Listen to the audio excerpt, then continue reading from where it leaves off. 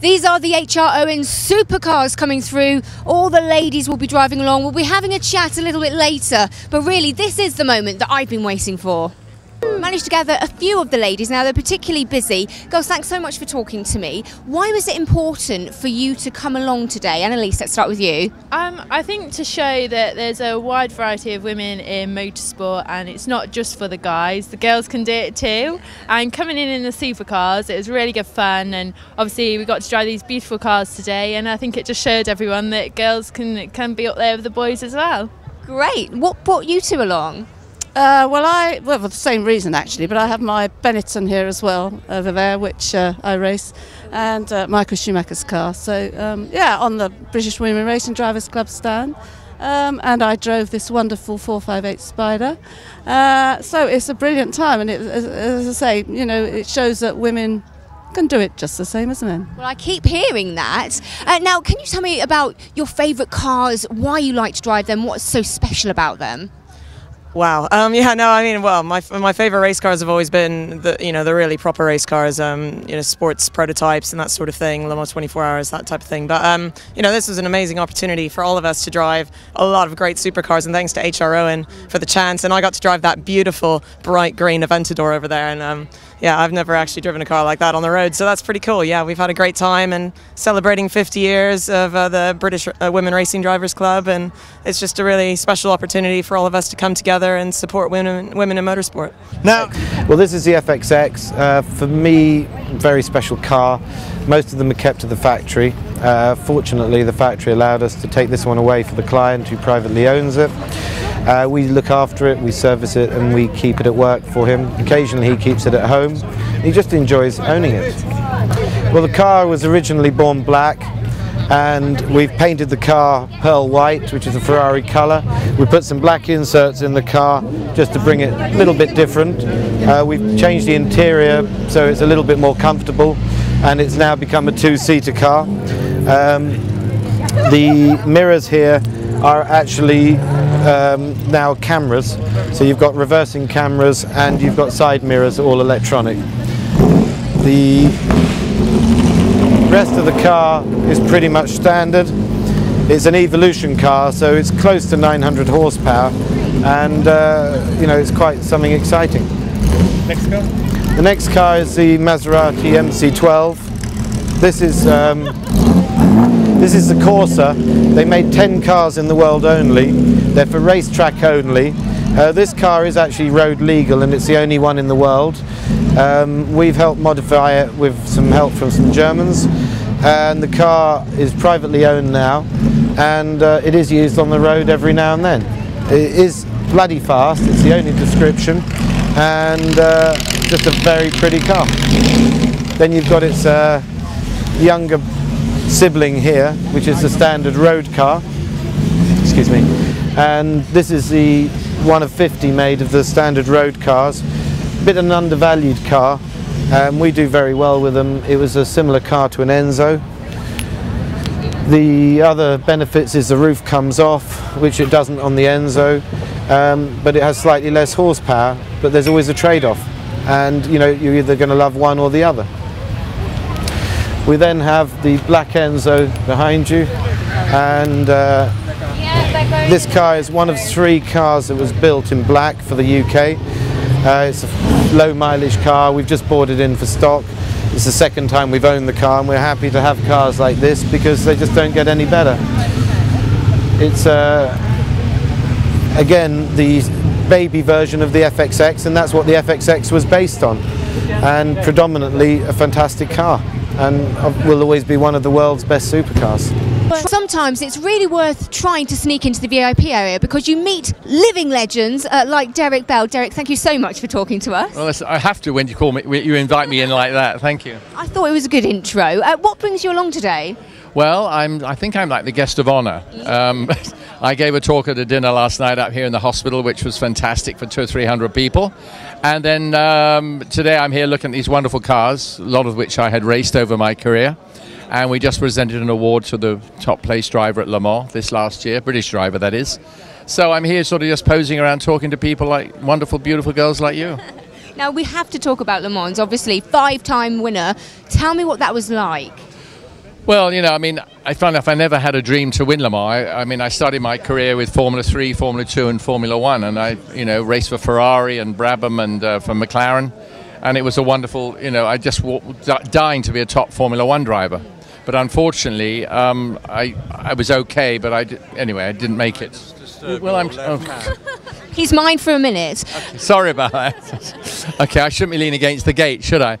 So, yeah, so, you know, to go to Le Mans with Ferrari, which was really my beginning at Le Mans, and then I went to Porsche for the rest of my career, really, it was fantastic. And I mean, you know, never have a dream of winning. It's such a hard race to win. You never know. It's such a lottery. But I was lucky. I always, or invariably, got in the best car, and I had the best teammates, and we had the best of luck, and that's what you need. And so many people want to do it now. So do you have any tips for any up-and-coming young drivers? Is this for you? Well, I would love it to be for me, but let's say it's for a friend. Yeah, no, I mean, Le Mans is a very special race. It's very difficult. The difficulty is getting your foot in the door. Once you've got your foot in the door, you then got to get into a decent team. But really the first thing to do, I would always say, is go in a second-rate car, if that's the right word, so that you can get the mileage, get to know the track, get to know the people, get to know the ropes. It's not an easy race, and it's not an easy track. It's super, super fast. I mean, we were doing 246 miles an hour back in my early days. And I mean, it's, you know, it's very critical racing, very difficult. But it's not as hard as people make out. It's just that you've got to be in the right car. It's no good going there in something that that is a handful to drive. It's got to be easy to drive so that you're at ease when you race it, because you've got to go in and out of traffic and bad conditions, in the dark, on oil, in the rain. So, you know, the thing mainly is to get a nice background to it in the first place, and then just gradually work your way up. And if you have the talent, you'll get there. Now, you said you were lucky enough to have the best cars. Obviously, technology's moved on. What, in your opinion, is the best car around at the moment? Well, without a doubt, it's Audi. I mean, Audi have bought their way. Audi own Le Mans, basically, so they're always going to win Le Mans, in my opinion, as long as they're there. They've done a heck of a job promoting their products. And so everybody else is sort of really taking a hind seat, and which I think a little ways to the detriment of Le Mans, personally. But you know, they're doing a hell of a job. They're pouring a lot of money into it. They're giving a lot of young drivers chances to win the race, which they have been doing in the last 5 or 6 years. And, you know, it's been promoting it worldwide with all their massive PR. Derek, thank you so much. Shall we go and have a glass of champagne? Why don't we? Should do that. Thank you. We're here at the HR Rowing stand, which is sponsored by First Point, and they really do have some fantastic cars on show, including this, the Bugatti 11 CEB Super Sport. Progressing into the future, we've even got the Bugatti Veyron, and of course everybody's favourite car at the moment is the Ferrari 458. Now this is the new version. This is a Ferrari 458 Spider. Now all these new cars with convertibles seem to be coming out with a hard top roof, and the Ferrari 458 Spider is no exception. Right, we're sat here in the back of a lovely Rolls-Royce Phantom, and I've been joined with Chris here from HR Rowing, who are one of the main sponsors of Chelsea Auto Legends. Hi Chris, how are you doing? Very good to be here. Fantastic. Now, can you tell me what is it about Chelsea Auto Legends that makes HR Rowing want to be one of the main sponsors? Well, there's a couple of things really. Our customers are into cars. They love their cars. The thing that joins them together is that love of nicer ways of getting from A to B than just a run-of-the-mill car. And also, this is our neighbourhood. This is where we live. We've got garages, several of them less than a mile from here. So a lot of our customers would be coming here anyway, and we think it's a great place to meet them. Fantastic. How do you think the event's gone today so far? Well, I'm pleased that the weather's held in our favour. It was a bit wet last year, for once. But yeah, the crowds seem very good. There's a great mix of cars here, some amazing vehicles. One or two of ours that we're quite pleased about. Some of our customers have lent us their cars for the day. And all in all, a brilliant atmosphere. Fantastic. Well, Chris, thanks very much for joining us. Right, I've been joined by a very special guest. Now, you probably won't know who this lady is, so I'm going to surprise you now. This is Brenda, who used to be Enzo Ferrari's personal secretary. That's right. So how was it working for the great man? Wonderful. I was very privileged to work for such a man and very honoured. I was very lucky. I was the only woman in the racing department at that period. With 199 men, I had a wonderful time. No, quite fortunately, there was no sexual harassment around then, so it's probably a good time to work there. Yes. So, what's your favourite? What is your personal favourite Ferrari out of all the ones that you saw getting made and designed? I love the 275 GTB4. Right. I like the Daytona and the 330 GTC. Did you get a Ferrari as a company car working there? No, and I've never driven a Ferrari. No? No. How has that happened then? Don't know, probably working there. It's like eating the same beefsteak every day, isn't it? That must have been a terrible job. Just looking at Ferraris all day, it's terrible. Ferraris all day, drivers all day, you know. It's a normal thing for me. It was a normal thing, like going in every day and clocking in. Yeah. So how many kind of celebrities during the time that you were working there? Oh, Did they ever quite come a to the few. factory? Yes. We had Anybody you can tell us? Paul Newman, Sylvester Stallone, Ernest Borgnine with his wife Katie Jurado, who argued in the factory over the colour of the car. Prince Bernhard of Netherlands, who was a lovely person. Steve McQueen. Who else? I can't remember them all, but quite a few personalities, you know. So it's quite an experience working for Ferrari then? Yes. There wasn't a day that was ever the same. Every day was something different. So that's why it wasn't boring. Yeah. Because you go in the morning, you never knew what was going to happen. You never knew what time you were going to go home. And that was one of the good things about it. Did they have any sort of parties for whenever they brought a new model out? No. They just had a press conference and that was it. Yeah? Yeah. Never did anything special for it? No. I used to make a cake, a chocolate cake, which I made today and everybody's eaten. You didn't even save me a piece? I'm sorry, I'll make you another one. Oh, thank you. That's all right then. Okay. I was just going to cut the interview very short then. But you just said you'll make me one, that's fine. So, what do you think Enzo would feel about the Ferrari Enzo that's come out in his honour? Do you like the car?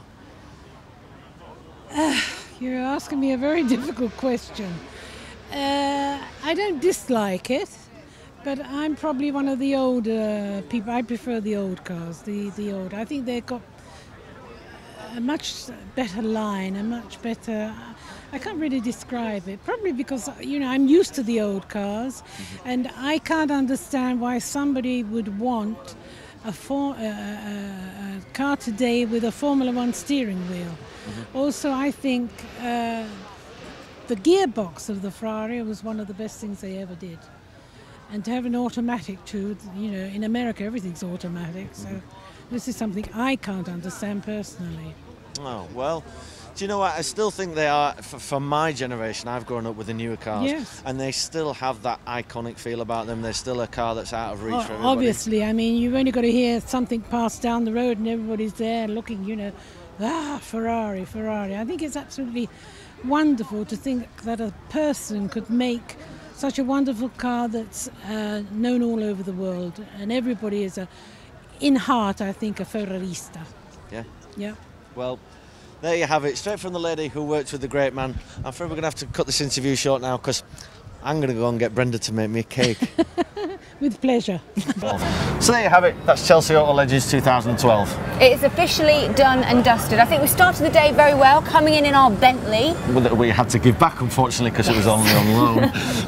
Never mind though, wipe away those tears, because we'll be back for 2013. We look forward to seeing you then.